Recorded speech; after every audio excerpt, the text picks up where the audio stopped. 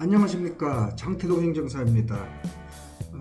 여러분 행정심판이라고 말씀 들어보셨나요? 그런 걸 직접 한번 청구도 해보셨나요? 참 그런 게 인생에 거의 맞기 어려운 기회예요. 자, 그런데 이게 기각될 게 해봤자 기각될 게 뻔한데 뭐하러 하느냐 이런 분들도 많습니다. 그런데 제가 말씀드린 대로 이렇게 쓰면은 행정심판에서 인용받을 확률이 80% 정도는 된다. 제가 그런 말씀을 드리면서 한번 시작해 보겠습니다.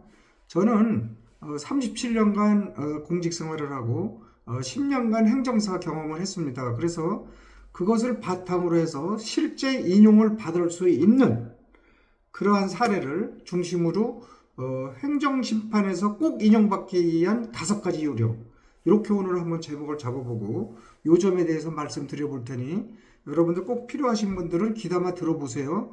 여러분들이 행정사한테 이것을 일을 맡긴다고 하더라도 요 정도는 알고서 하면은 여러분들이 큰 도움이 될 것 같습니다. 자, 첫 번째가 청구 취지를 명확하게 써야 된다. 여러분들 그 청구 취지라는 게 쉬운 말로 얘기하면은 내가 뭐를 해달라고 요구하는 거다, 이거를 적는 겁니다. 청구 취지가. 그 취지라는 말이 네 말의 취지가 뭐야? 이렇게 말씀하시는 거 들어봤죠? 취지가 뭐냐면 진짜 네가 하고 싶은 말이 뭐냐 하는 거, 그 핵심을 얘기하는 거예요. 그러면은 행정심판에서는 무효 확인 행정심판 청구, 무효 확인 청구라고도 쓰기도 하고요. 그 다음에 취소 청구, 그 다음에 집행정지 신청, 이렇게 법적 법적 형태로 써야 되는 거예요. 예를 들어서 피청구인이 2024년 10월 10일자로 한 무슨 영업정지 거부 처분을 취소할 것을 요구한다, 이렇게 적어도 되고, 영업정지 거부 처분을 취소한다, 이렇게 적으면 더 좋겠죠. 피청구인이 2024년 10월 10일자로 한 영업정지 거부 처분을 취소한다, 이렇게 쓰면은 더 좋습니다. 그래서 명확하게 내 뜻이 뭔지 알려주는 겁니다. 그리고 문장은 단순할수록 좋습니다. 청구 취지는. 그리고 또 뭐 해주기를 구합니다, 이런 말은 쓰는 거 아니에요. 그러면 취소면 취소, 무효면 무효, 집행정지면 집행정지 신청, 뭔가 이렇게 명확하게 써야 된다, 그런 말씀을 드립니다. 그 다음에 이제 사건 개요를 이것을 잘 써야 됩니다. 사건 개요가 이게 잘 못 쓰면은 뭔 말인지를 모르니까 행정심판위원들이 심의를 할 때 우선 사건 개요를 먼저 딱 봐서 이런 사건이구나 하고서 이해를 한 다음에 그 다음에 이제 입법 부당사항이나 이런 것을 봐야만이 이게 이제 인용받기가 좋은 거죠. 그래서 사건 개요를 간결하게 팩트 중심으로 써라. 제가 이제 경험한 거예요. 간결하면서도 팩트 중심으로.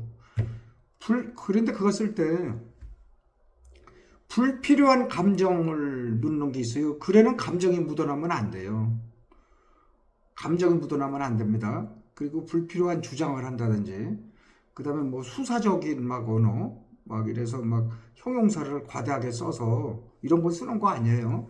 딱 그냥 아주 건조한 채로 아주 간결체로 쓰는 겁니다. 그리고 만약에 이제 예를 들면은 이렇게 청구인은 2023년 4월 1일 동작구청에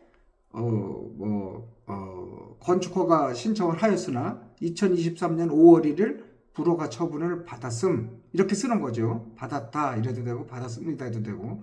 그런데 가급적이면 저는 이제 존댓말로 쓰는 거, 문장은 좀 길어지지만 그래도 존칭을 쓰는 게 좋다, 이렇게 생각하고, 또 상대방에 대해서 행동이 이렇게 감정도 나고 그렇다고 해서 비난을 하고 하면 안 되고 아주 존중하는 태도로다가 그렇게 써야지 된다. 그래야지 이제 이 올바른 글이라고 이렇게 생각을 하는 거예요. 그래서 항상 그건 나는 잊지 않는 게, 감정적인 언어를 쓰면 안 된다. 이건 나쁜 짓이라든지 이거는 고의적으로 이렇게 했다든지 이런 거는 절대 쓰면 안 돼요. 그 다음에 이제 시점은 언제, 대상은 누가, 조치는 무엇을 했는지, 이렇게 딱 문장을 보면은 뭔가 언제 누가 무엇을 했냐 하는 게 정확하게 나와야 된다 이 얘기예요. 사건 개요를 쓸 때. 그리고 이제 팩트 중심으로 쓰고, 예, 그다음에 그러면 이제 이 사실관계는 어떻게 쓰냐? 사실관계는 세 번째로 이제 사실관계는 어떻게 쓰냐? 사실관계는 자료로 증명해라. 그 제 오랜 경험입니다.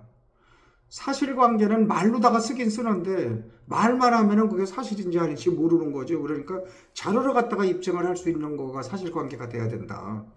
그래서 진술도 중요하지만 진술도 무슨 간략하고 이렇게 딱 보기 좋게 작성하는 건 중요한 건데 입증 자료가 더 중요하다. 그래서 입증 자료가 있는 것을 중심으로 써줘야 된다. 이렇게 말씀드립니다.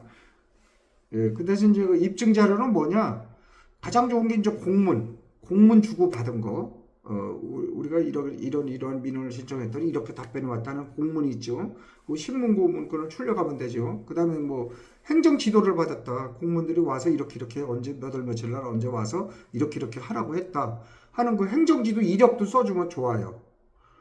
나한테 유리할 때. 유리하지 않을 때는 안 써도 되죠. 그 다음에 이제 현장 사진, 녹취록. 요새 녹취록이 다 증거가 돼요. 제3자 간의 대화를 하고 할 때는 그걸 녹취를 하면은 개인정보보호법이 위배돼요. 그러나 내가 녹취 현장에 있어서 나랑 그 대화를 직접 안 하더라도 3자가 대화를 하는데 이 두 사람이 대화하는 거를 나도 녹취를 할 수 있어요. 그래서 그거를 자료로 쓸 수 있어요. 내가 직접 말한 것도 되고 이 둘이 얘기한 것도 되고 그러니까 내가 그 현장에 있어서 녹취한 건 가능하다. 이렇게 하면은 개인정보법에도 문제가 없어요. 그런데 녹취록도 중요한 증거가 됩니다. 왜냐하면 그 서류는 이런 증빙의 한계가 있기 때문에 녹취록이라는 게 상당히 중요하다. 그래서 여러분들이 이제 지금 핸드폰만 누르면 녹취가 되니까 굳이 내가 이 시간부터 녹취를 해야 되겠다. 이런 말을 하지 마세요. 그런 말 하나하나 마찬가지예요. 그럼 그렇게 하면은 오히려 상대방의 저기를 못 읽으니까 내가 몰래 녹취만 안 하면 되는 거예요. 몰래는 나하고 관련 없는 거, 제3자가 얘기하는 거, 그런 거 녹취하면 걸리지만 내가 참석해서 얘기하는 거는 얼마든지 휴대폰 속에 넣어서 녹취하면 되는 거예요. 휴대폰으로. 자, 그리고 이제 전화 통화로다가 녹취하는 것도 중요하죠. 이 녹취에 대해서도 제가 좀 말씀을 많이 드려야 되는데, 하여간 녹취록이 중요한 증거가 된다. 현대는 그렇게 생각하시면 되고요. 그 다음에 작성 요령은 사실관계는 쭉 이렇게 일어난 순서대로 작성을 하는 거예요.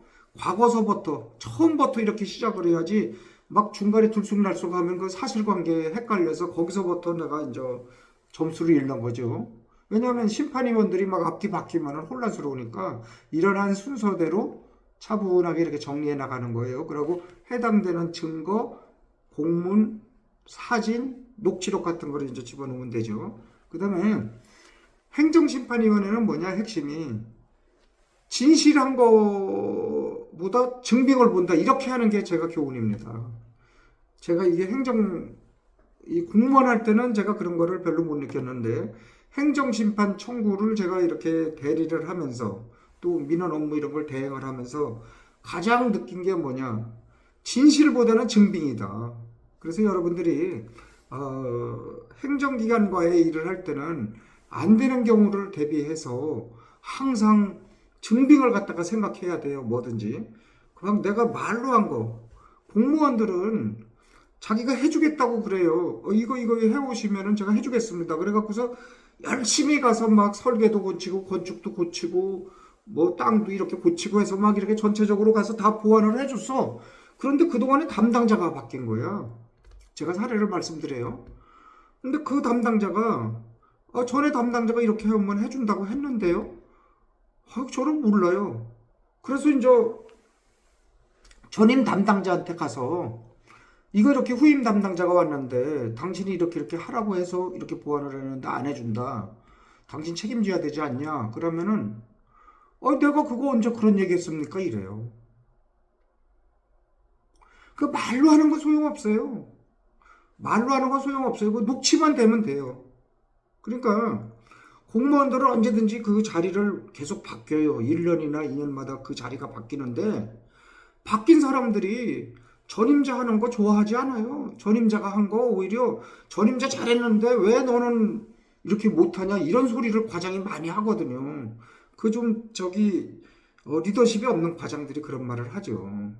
전임자는 이걸 왜 잘했는데 너는 이걸 못하냐 이렇게 직접적으로 그렇게 얘기 안 하지만 그런 식으로 얘기해요.